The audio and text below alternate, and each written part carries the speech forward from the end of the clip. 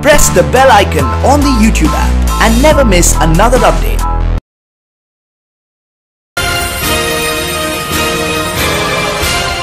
Sir, Alwar ज़िले की स्थिति की अभी क्या स्थिति चल रही है? क्योंकि बहुत अच्छी रिपोर्ट है कि अभी जो ग्रीन जोन में आने की भी संभावना अलवर की हो गई है। जैसे जिस तरीके से पहले यहाँ पर 7 संक्रमित पाए गए थे, जिसमें से बताया जा रहा है 4 ठीक भी हो चुके हैं। अब सिर्फ उसमें से 1 की मौत हो गई है और 2 अभी बाकी हैं। ऐसे हालात में एक अच्छा कहा जा सकता है परिणाम अलवर के लिए। जी, जो स्थिति है वो बहुत अच्छी है और यहाँ का जो मैनेजमेंट रहा है, प्रशासन की तरफ से जो प्रयास किए गए हैं वो वाकई में काबिल तारीफ़ है। यहाँ के लोगों को भी मैं धन्यवाद देना चाहूँगा, अलवर के लोगों का, जिस प्रकार से उनका सहयोग इस पूरे 1 महीने के दौरान रहा और आज भी है।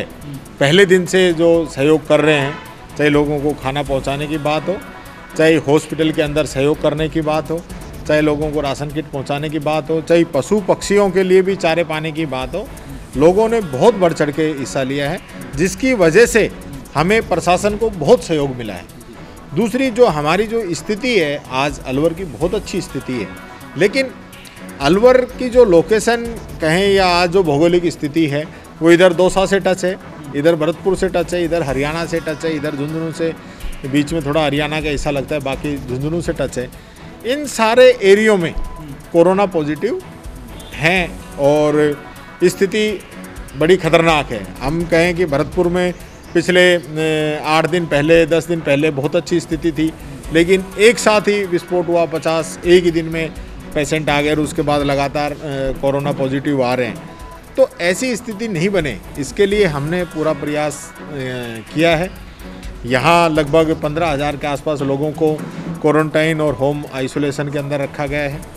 यहाँ किसी भी स्थिति से निपटने के लिए अलग से कोरोना हॉस्पिटल बनाया गया है, अलग से 1000 बेड की व्यवस्था हमने की है। लगभग 15,000 के आसपास हमने और अलग से एडवांस में व्यवस्था हमने कर रखी है। किसी प्रकार की स्थिति से निपटने के लिए इतने बेड हमने और एडवांस में बना रखे हैं। माननीय मुख्यमंत्री जी के निर्देश हैं, पूरे प्रदेश के अंदर 1 लाख बेड की व्यवस्था हमने कर रखी है, वेंटिलेटर की व्यवस्था एडवांस में कर रखी है। तो ये सारी चीज़ें हैं जो मेडिकल को लेके हमने तैयारियां की है। माननीय मुख्यमंत्री जी ने सबसे पहले अलवर के अंदर लैब खोलने की बात कही है। जिले वाइज जब खुल रही हैं तो उसका काम शुरू हो गया है, उसका एक बहुत बड़ा लाभ हमें मिलेगा। आज हमारी जांच जयपुर जाती है, जयपुर में वैसे ही आप देखेंगे SMS के अंदर इतना भयंकर लोड है कि पूरा टोंक और जयपुर खुद ही अपने आप में इतने वहाँ पे पॉजिटिव केस आ गए, तो प्राथमिकता उनकी बनती भी है और बन रही है। तो हम लोगों को काफ़ी परेशानी का सामना करना पड़ रहा है। हमारी यहाँ से व्यक्ति जाते हैं, मैन पावर लगती है, समय लगता है, पैसा लगता है, सारी चीज़ें, लेकिन वो सारा अब यहाँ पे लैब हमारे माननीय मुख्यमंत्री जी ने दी है।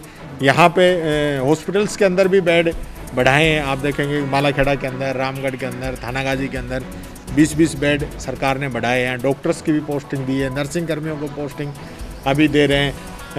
भादरपुर को भी CHC का दर्जा दिया है, उपस्वास्थ्य केंद्र भी खोले हैं ताकि लोगों को अधिक से अधिक सुविधाएं मिलें। अपने हॉस्पिटल के अंदर भी खूब काम किया जा रहा है और पूरा जो हॉस्पिटल है उसको कोरोना के लिए आरक्षित कर दिया गया है। बाकी जो रूटीन के जो पेशेंट्स हैं उनका प्राइवेट हॉस्पिटल के अंदर इलाज हो रहा है। यहाँ के अलवर के जो प्राइवेट जो हमारे हॉस्पिटल्स हैं, उन डॉक्टर साहिबानों को भी मैं धन्यवाद देना चाहूँगा कि उन लोगों ने भी आगे बढ़ के सहयोग का किया है। उन्होंने हॉस्पिटल के अंदर भी अपनी आर्थिक मदद भी दे रहे हैं और पेशेंट्स को भी देख रहे हैं और अपना हॉस्पिटल देने तक की भी बात कही है। तो उन सब लोगों को मैं बहुत बहुत धन्यवाद देता हूँ। इस समय जो स्थिति अलवर के अंदर है उसमें हमें एक चीज़ समझने की बात है कि आज हम इधर जयपुर है, इधर दिल्ली है और दोनों ही हॉटस्पॉट बने हुए हैं, उन दोनों के बीच में हमारा अलवर है। तो हमें सावधानी बरतने की बहुत ज़्यादा आवश्यकता है। आज ऊपर वाले का शुक्र है कि हमारे यहाँ पे केस नहीं आ रहे, लेकिन ये नहीं है कि केस आ ही नहीं सकते। हमें पूरा इंडस्ट्रियल एरिया है, पूरा दिल्ली से टच है, दिल्ली जयपुर के बीच में है, इतना आवागमन हो रहा है, लॉजिस्टिक का माल वाहन आ रहे हैं जा रहे हैं, सब्जियां आ रही हैं जा रही हैं, तो कहीं से भी संक्रमण आ सकता है। तो इसलिए हमें एहतियात बरतना बहुत ज़्यादा ज़रूरी है। इस चीज़ का हमें ध्यान रखना पड़ेगा। जुली साहब, जिस तरीके से एहतियात की बात आ रही है, अभी जैसे मॉडिफाइड लॉकडाउन के बाद में कुछ कंसीडर किया गया कि जैसे ट्रक हैं या उनका आना जाना शुरू हो गया। ऐसे में बहुत सारे ड्राइवर्स होते हैं जो विभिन्न राज्यों से भी आएंगे, उनकी किसी तरीके की शायद कोई जांच नहीं हो पा रही, इसमें कहीं खतरा हो सकता है अलवर के? देखिए, ये सही कहा है आपने कि इसमें खतरा हो सकता है। जो लोग लगातार बाहर के लोगों के संपर्क में आ रहे हैं, बाहर आना जाना हो रहा है, उनकी मॉनिटरिंग लगातार की जा रही है, उनकी स्क्रीनिंग भी की जाए, उनकी जांच भी की जाए, इसकी भी आवश्यकता है। मैंने खुद ही अभी माननीय मुख्यमंत्री जी को निवेदन किया था पिछले दिनों कि जो लोग जिनको छूट मिली है, चाहे वो मेडिकल हो, चाहे वो खाद्य सामग्री के राशन आपूर्ति की दुकानें हो, चाहे सब्जी बेचने वाले लोग हों, इन सब लोगों की भी हमें जांच करने की महती आवश्यकता है प्राथमिक तौर पे, ताकि इनसे किसी के भी अगर संक्रमण इनके आ गया और उसके बाद आगे चला गया तो वो बहुत बड़ी कम्युनिटी के अंदर फैल सकता है। तो इसके लिए हम प्लानिंग कर रहे हैं कि इन लोगों की जांच हो और इनको सारे जो वर्ल्ड WHO के जो नियम हैं, वो उसकी गाइडलाइन है, वो हम सब लोग फॉलो करें। तो इस पे हमारी प्राथमिकता है और निश्चित तौर पर मैं ये कहना चाहूँगा कि अलवर के अंदर तो हमने विशेष रूप से तैयारी कर रखी है और आने वाले समय में आप देखेंगे कि हम अलवर को और ज़्यादा सुरक्षित करने के लिए जो इसकी सीमाएं हैं, वहाँ पे हम और इसकी व्यवस्था है उसको और टाइट करेंगे। उम्मीद की जाए कि अलवर भी मॉडल के रूप में सामने आए, जिस तरीके से भीलवाड़ा मॉडल सामने आए। निश्चित तौर पर अलवर मॉडल के रूप में सामने आ सकता है। और मैं एक चीज़ ज़रूर कहना चाहूँगा, हमारे सभी व्यापारी भाइयों से भी और आमजन से भी अपील करना चाहूँगा कि हमने एक बहुत बड़ा अपनी ज़िंदगी का कीमती समय इस महामारी से लड़ने के लिए दिया है। आज हमने 1 महीने से अधिक हो गया, सबसे पहले पूरे देश के अंदर राजस्थान में लॉकडाउन लागू हुआ था और हमने उसको बहुत अच्छे से किया है। और मैं समझता हूँ आज सरकार किसी भी सेक्टर को राहत दे सकती है, कुछ दुकानें खोलने के निर्देश भी दे सकती है, लेकिन हमें ये समझना है कि अभी कोरोना ख़त्म नहीं हुआ है। हमें बहुत एहतियात बरतते हुए, अगर हम अपना कोई शॉप्स भी खुलती हैं या कोई किसी प्रकार की किसी भी सेक्टर को सरकार रिलीफ देती है, जैसे इंडस्ट्रीज़ खोली है, तो इंडस्ट्रीज़ के अंदर बहुत ज़्यादा इसके जो मापदंड हैं श्रमिकों के लिए, सोशल डिस्टेंसिंग के, वहाँ उनकी सुरक्षा के, उनके रहने के, उनके खाने के, उनके आने जाने के, वो सारी जो गाइडलाइन दी है उसको हमें ज़रूर फॉलो करना है। हमें ये नहीं है कि भाई छूट मिल गई तो हम जो मर्जी जो करें, तो वो एक घातक स्थिति हो सकती है।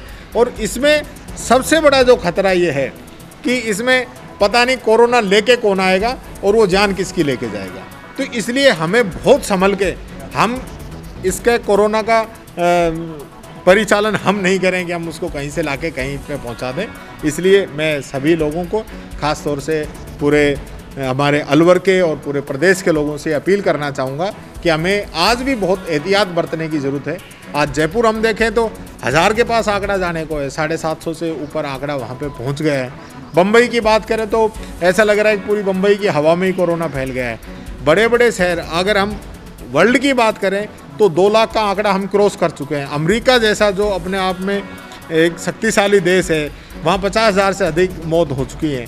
जो यूरोपियन कंट्री आप देखेंगे, छोटे छोटे देश, स्पेन, जर्मनी, इंग्लैंड, इन सब में 20-20, 25-25 हज़ार डेथ हो चुकी है। तो एक बहुत बड़ी संकट की स्थिति वहाँ पे बनी हुई है। हमारे यहाँ पे इम्यूनिटी अच्छी है लोगों की, जिसकी वजह से मैं समझता हूँ कोरोना को हम मात दे रहे हैं। लेकिन कोरोना को हमने ख़त्म नहीं कर पाए हैं। राजस्थान में भी 2000 से अधिक केस हो गए, देश के अंदर भी 25,000 से अधिक केस हो गए। रोज़ाना देश के अंदर जो आंकड़े आते हैं 1000, 1500, 2000 रोज़ाना केस आ रहे हैं।